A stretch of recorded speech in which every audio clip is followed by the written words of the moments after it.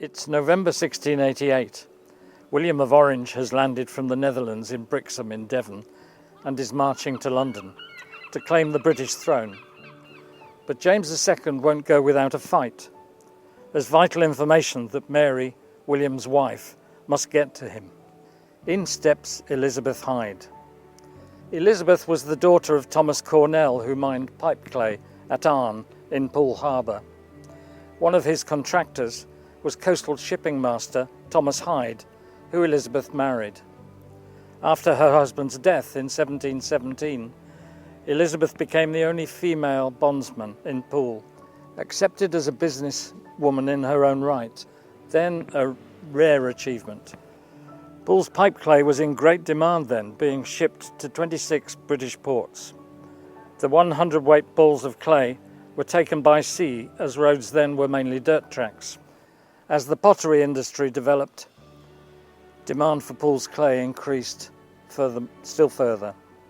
James II, a Catholic, ascended the throne in 1685 on the death of Charles II. He was unpopular and in conflict with Parliament.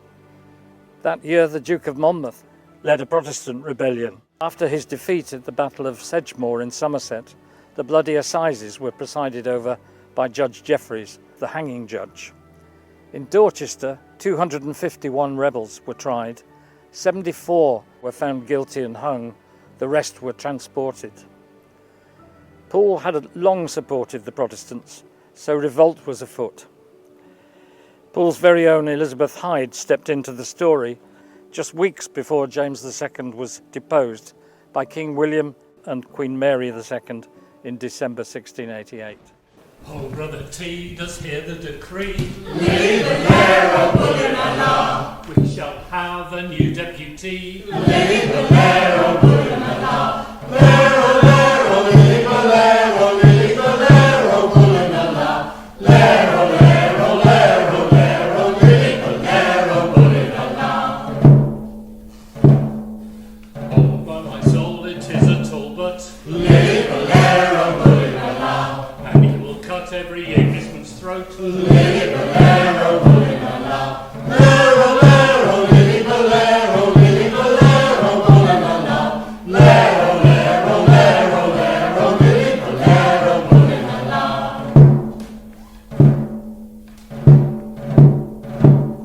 And all of you here who don't go to Mass, Leave the lair of William. you'll be made to look like an ass. Leave the lair of William.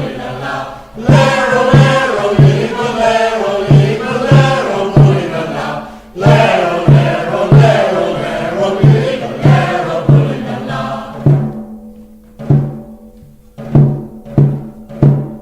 There was an old prophecy found in a bog. Leave the lair of William. This country will be ruled by an ass and a dog. Leave the lair of William. Lair, oh, lair, oh, leave the lair, oh, leave the lair of William. Lair, oh, lair, oh, lair, oh, lair, oh, leave the lair of William.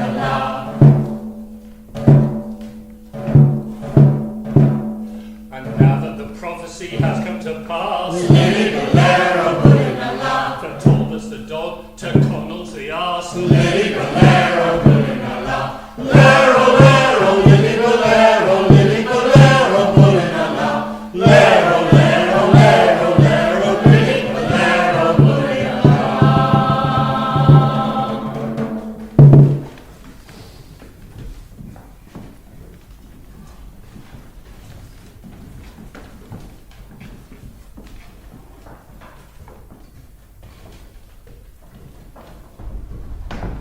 Signed and sealed this 22nd day of July, in the year of our Lord 1727, by me, Thomas Hyde, Jr., of the town and county of Poole, merchant.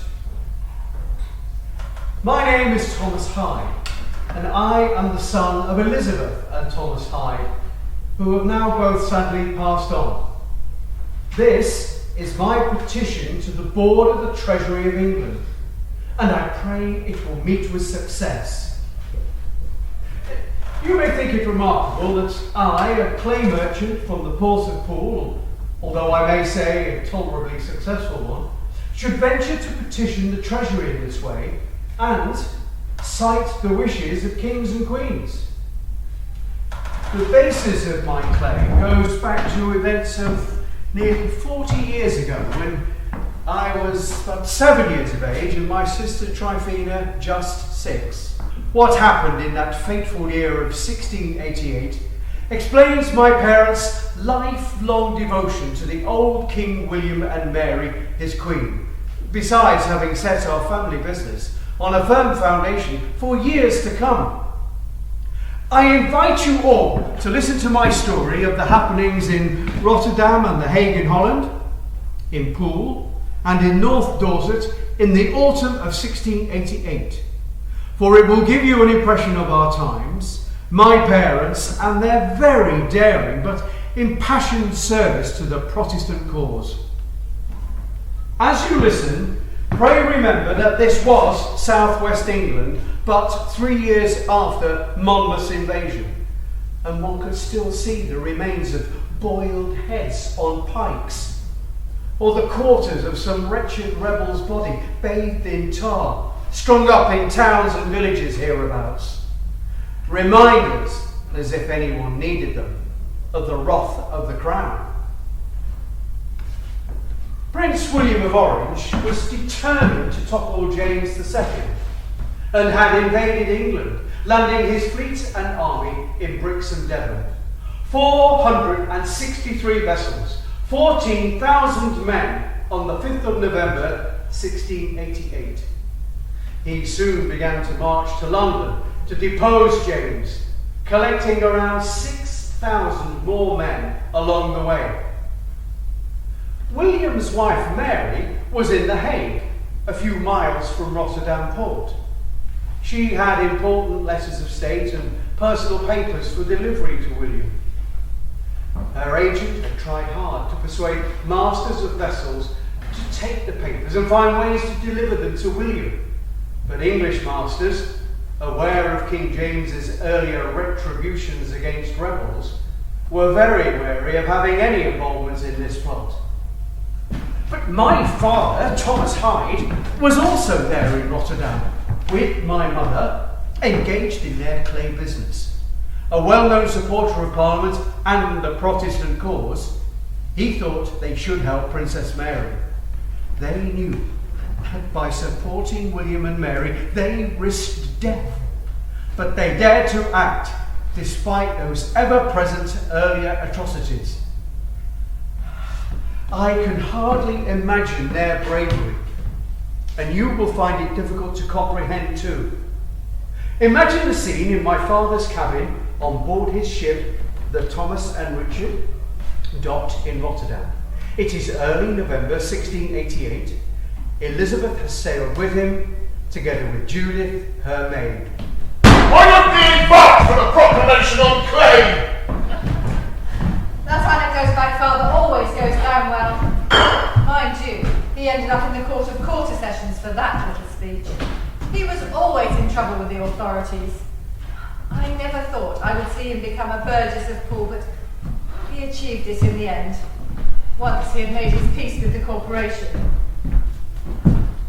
It is good to be back in Rotterdam. I do like to come on board ship with you, even if it is to keep an eye on you. Yes, my love, indeed. If you have no need of my assistance tomorrow morning, I should like to go and visit Clara van der Linden and take tea with her and her daughter. As you wish, my dear. Thomas, you know very well I dislike Clara. It is like talking to an overstuffed cushion.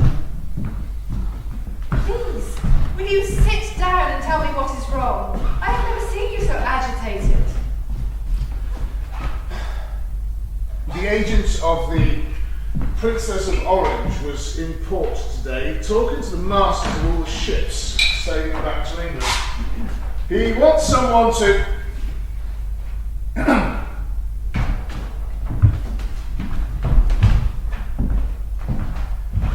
He wants some urgent letters of state carried secretly to England and placed in William's own hand. No one wants to do it. They remember all too well the reprisals from the Monmouth debacle.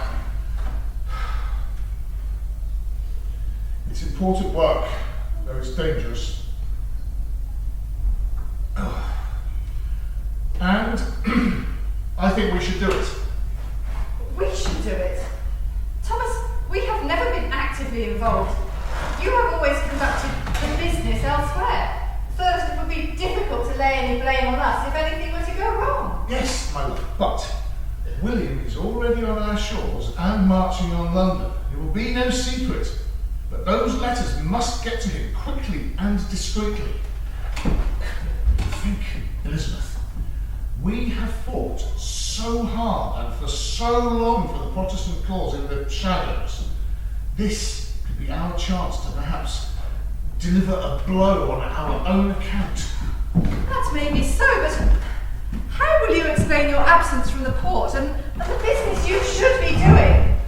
I'm sure I can come up with some explanation if I'm challenged. Thomas, you know it is a treasonable offence, and if you are caught, you will be hanged, and none of us will escape punishment.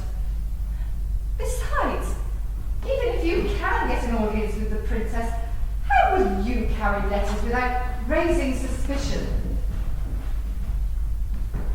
I think it would be less dangerous if I am the courier. You, Elizabeth?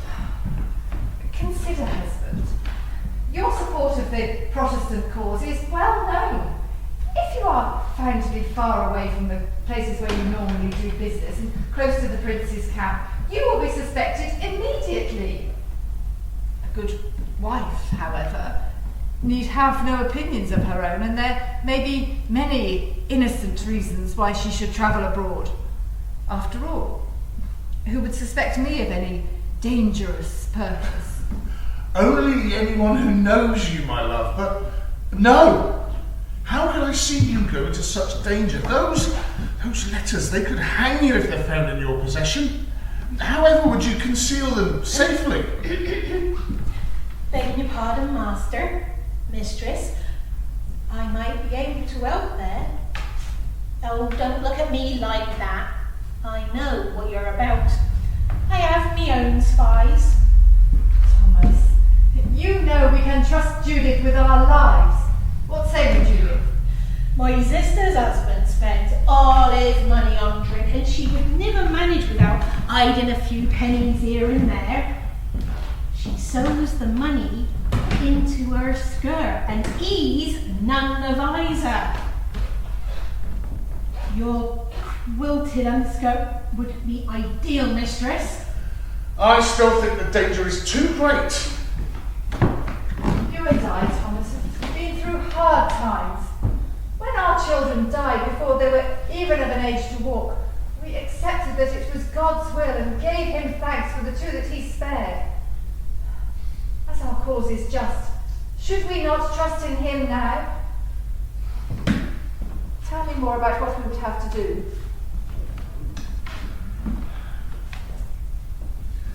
The agent will effect a meeting with the Princess of Orange in The Hague. You and Judith can travel there on your own by carriage. We can think of some excuse. You will then return to Rotterdam and we will sail immediately for Poole. Then the most dangerous part of the business. You and Judith will have to go over army lines to meet Prince William. The agent will have alerted the prince to your arrival. I will do this thing for the cause and for you, my dear, but I cannot in all conscience risk Judith's life. You try and stop me. Begging your pardon. Besides, it would be strange for the mistress to travel anywhere without me. Bless you, my love. And you, Judith, for your courage to carry out this thing. Now, let us get to planning.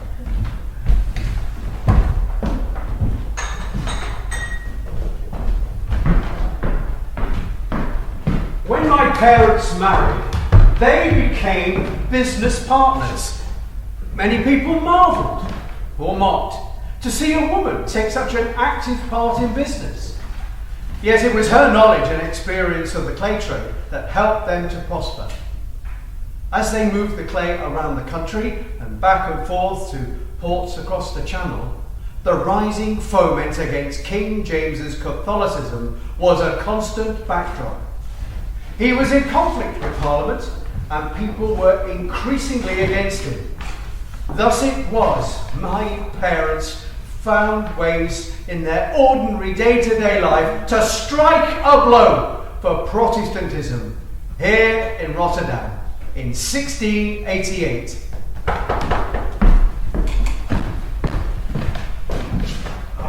Mistress Elizabeth Hyde, ma'am.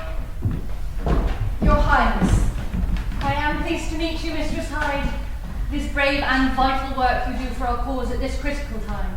my husband and myself have worked tirelessly for the cause and will always do what is necessary.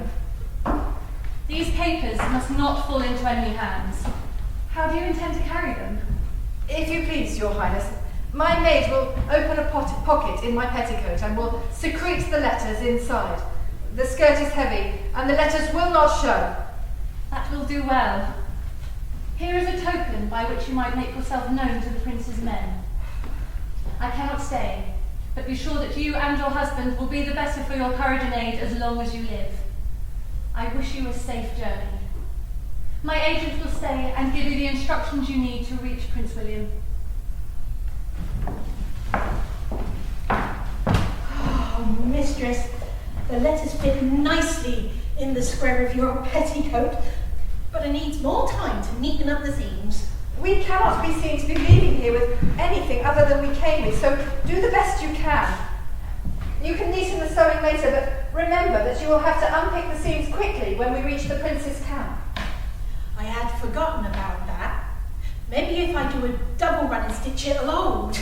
Just as long as my skirt does not fall apart the minute we walk out of the door. Right. His Majesty and his forces are here. James and his armies are here and here. They will begin their march soon. By the time you reach home, they will be north of Poole, near Sherborne. I will let him know to expect you to meet him on the 18th of the month at his headquarters here. The real danger lies in these lines between His Majesty's main force in Salisbury and Sherborne. I suggest you travel on horseback. A carriage will be rather too visible.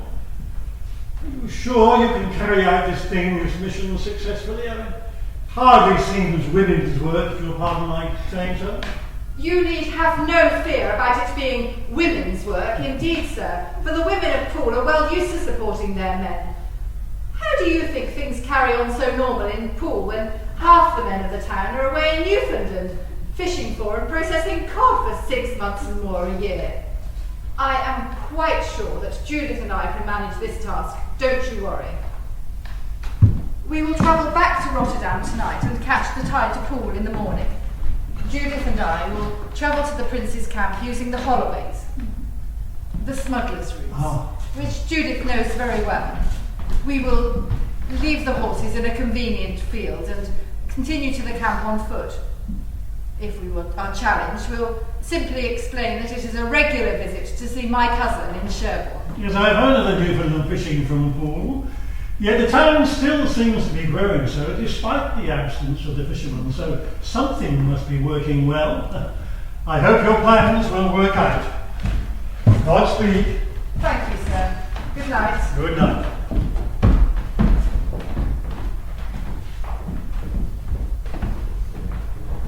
As you have just heard, in those days, as today, the women of Poole were very resourceful. The men were often away for months at a time in Newfoundland, and when, if they came back, they would be different characters for a while, following their experiences away with only the company of menfolk. But life in Poole continued while the men were away, and the women had to do everything. Some wives of fishermen had young children to bring up, or farm animals to attend to. It was common in those days for families to be given allotments within the town where they could keep a few chickens, a cow, grow some vegetables. Some of the poorer women took in washing or did cleaning for others, or took temporary jobs to keep the money coming in while the men were away. Life was hard for most families, And if any of the boats failed to return, then the wives might have to depend upon the parish until they could find a way to support themselves and their families. In this scene, we see Judith, her sister Meg and cousin Hattie discussing the problems the women face while the men are away. They are in the kitchen in West Street in Poole, whilst preparing a basket of food for the journey to take papers to Prince William of Orange.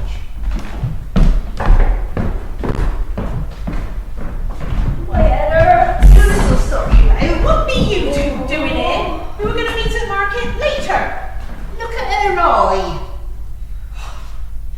Is that Jack's work, Meg? Oh, yes. Let me have a look at your eye. Needs a compress on it.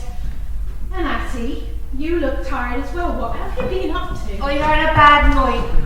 I was proper busy all day yesterday. I had to bake bread and make some jam to sell at the market.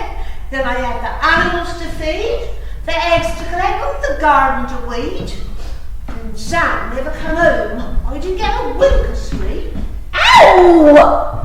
That Jack, you let me have a word with him. You don't deserve him, you really don't. I don't know why you put up with it. You'd floor anyone else who laid hand on you. Yeah, and all because he'd been drinking and lost his money at cards. He come in, and when he found there was no food on the table, he just went berserk. Haven't you got any money in your skirt, Meg? And where's the chillin'? He is by not giving any to him, no matter how many times he hits me. 'Tis for the children, you know that. I don't know where they be today. They took off after their bread and milks this morning. They'll be on the east somewhere with the town to the cattle. Yeah. We'll see him this evening again. They know how to lie low when Jack's in a temper. I've told you afore, you should leave him. Well, I've told you afore, where would I go with 5 children? How would we live? I couldn't even take in washing like I does now. No. Sides, Law's on his side. My money's his, seemingly. He can beat me so long as he doesn't kill me or disturbs the peace. Your life is so comfortable here, Judith. You forget how it is for the rest of us, living in 2 rooms with the children and the damp, rats in the courtyard. Our men have work on the port or on board ship, but the pay is poor and there are so many temptations to spend it on. That's true. Sometimes I don't know what we're going to do from one week to the next. If it wasn't for scratching a few pennies together at the market or my work at the Antelope, we'd be on the parish in no time. You know I've been with the mistress since she were born. I started as a scullery maid. And Miss Elizabeth was a difficult child, and I had the knack of calming her and become her nursemaid. You know I gives you money, Meg, when I can, as I would do for anyone in the family who's in need. I know you do, my dear, but 'tis hard. They say that with the codfishing in Newfoundland, new prosperity's coming to Poole, but not much is coming our way. Jack is more drunk than sober, because he sees other men with money in their pockets and is resentful. He can't understand why he can't get one of them jobs to make money too. My Sam got caught smuggling last night. I reckon it was a tip-off. He's in Fish Street Jail now waiting to appear for justice, and Fiona, how's that will go? What with a crackdown on smuggling and a revenue man round every corner. Oh, the damn fool. I should like to leave the children who's there next door or on their own, so they can keep your job as the Antelope. It will be the only money coming in. What did Sam do to get caught? He never has afore. Well, him and Davy Bennett was hiding in the tunnel from the quay to under the Antelope Inn with 2 kegs of brandy, while the revenue man was searching upstairs. Well, they got chilled and a bit stiff, so they thought they'd have a nip of brandy, and then another, until they were singing their heads off. Well, the revenue man who was still in the building heard them, arrested them, and you know what happens next. Oh, the silly fools.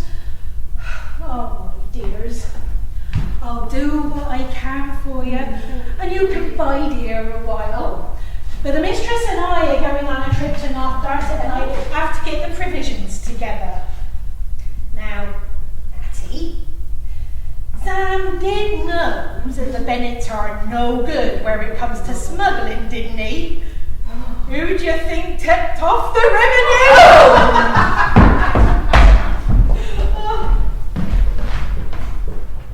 My parents returned to Poole from Rotterdam, and Elizabeth and Judith set off on horseback to ride to North Dorset and the planned meeting with Prince William of Orange. They knew they were likely to be challenged on their journey, especially southeast of Sherborne. King James had put small parties of troops into the county, checking travellers at crossing points into and out of that area.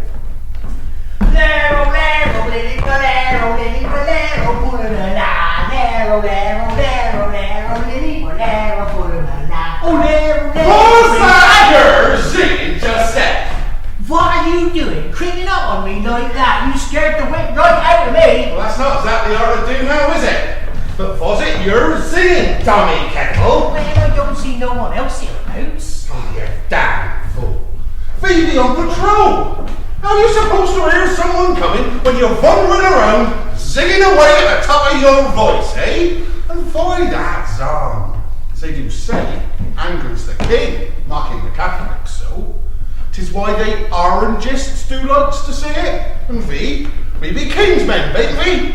Well, I don't know nothing about politics.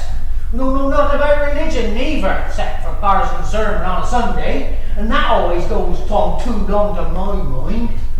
But 'tis a good tune, and I like singing it does. It always cheers I up. Well, if the captain hears you singing it, you'll be up in a charge. Let's get back to patrol sharpish, I reckon.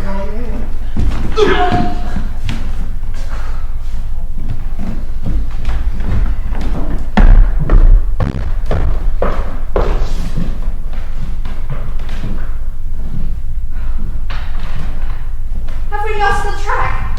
I can hardly see a thing. No, mistress, I'm not for to go now. I know this country well from visiting my cousins hereabouts as a child. Is there any parish in Dorset or Wiltshire where you do not have kin? 'Tis true. What with buddens and kettles and cartridges, there's a tidy few of us. We have been lucky so far to have got past the King's Den without raising suspicion, but now we are so close to the Prince's camp. We must be alert. Oh, there's someone coming, mistress! Who goes there? What are you two ladies doing here? It's a bit of business that you're after. The camp be over that way. Our carriage has broken down and we merely stepped aside for our necessary occasions whilst it was being mended. It is so dark we have lost the path. Necessary occasions, is it? What's that mean? Seems suspicious to me. Carriage abroad this time of night with an army about. What you talking about? An army? We were taking a piddle, Tommy Kettle. You are? And our carriage has broken down, and my mistress is late to visit her cousins in Sherborne. So we'll have less of your cheek and your lip, or I'll box your ears and tell your mother how you're harassing the mistress. Judith! What are you doing here? Haven't I just been telling you? And with all that's gone amiss today, the last thing we need is cheek from you, my lad. Oh, sorry, Aunt Judith. I didn't know it was you. Can we help you to your carriage, ma'am? It's really not safe with all these soldiers about. No, thank you. Just set us on the path, if you please. Well, it's just over there. You weren't that far off.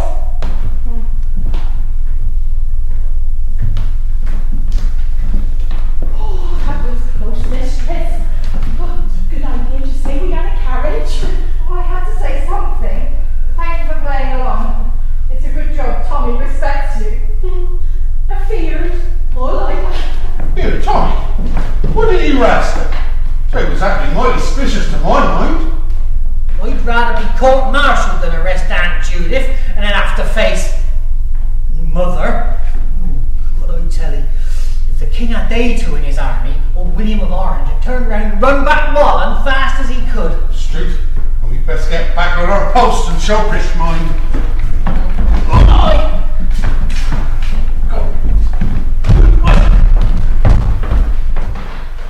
By mid-November 1688, Prince William of Orange had marched his army to a headquarters stop near Sherborne in Dorset, about 30 miles or so from Poole. King James II and his force of 25,000 men had marched from London and were nearing Salisbury on the 19th of November and looking to engage. During those few days, King James II lost some of his supporters, who left him to join William of Orange, most notably John Churchill, the Duke of Marlborough. King James was in declining health and decided to retreat on the 23rd of November, returning to London by the 25th, only to find his daughter Anne had gone to join the Orangists. Here we see Prince William of Orange in camp, preparing for battle. Highness, messengers have arrived bearing this token. Let them enter.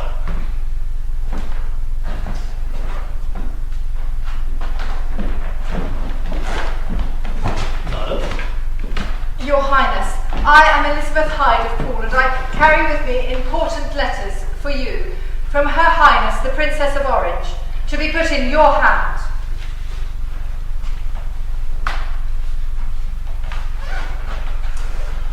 Mistress Hyde, your mission has been daring and accomplished, and I am very grateful for your bravery and fortitude.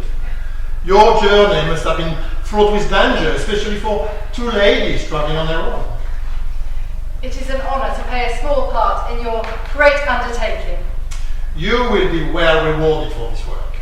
My secretary has a letter signed by me, stating that you and your husband will receive an annual pension of £50 during your and your progeny's lifetimes. Now, please follow me to the anteroom. Some refreshment have been served, and I wish you a safe journey home.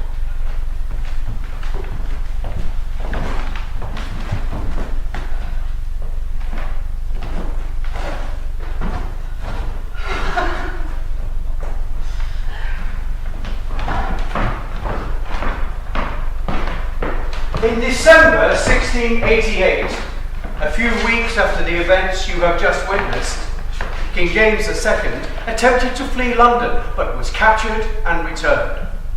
He finally fled successfully on the 23rd of December via the south coast to France, where he lived out his days. William and Mary were jointly offered the rule of England, Wales and Scotland, which they accepted on the 13th of February 1689 as joint monarchs. They ruled until Mary's untimely death in 1694. William then ruled as king until he died in March 1702. My father, Thomas Hyde, died in 1715, and my mother Elizabeth and I took over the running and control of the business. She became the first woman bondsman of the port of Poole and was famous for it. The role was important. It meant she would stand as surety for a bond between a trader and their client, that their goods being transported would be safely delivered. My mother died earlier this year, 1727, and indeed I miss her love and wise counsel.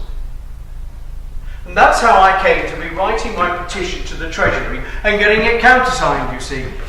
They stopped the payment of the pension after my mother's death.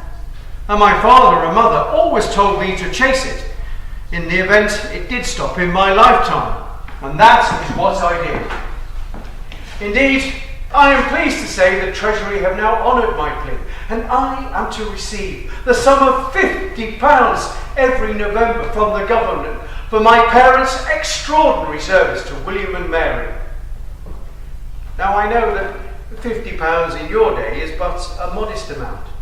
But has anyone any idea how much £50 per annum in 1688 is worth today? £1,000 maybe, yeah, £10,000. Let me tell you, you could buy 9 fine horses or 12 cattle for £50 in 1688. If you were receiving its equivalent today, you'd be getting around £160,000 from your government every November. Now there is a measure of just how important Mother and Father's help was to King William and Queen Mary. And dare I say it, to all of us. Oh, a drop of Nelson's blood wouldn't do us any harm. Oh, a drop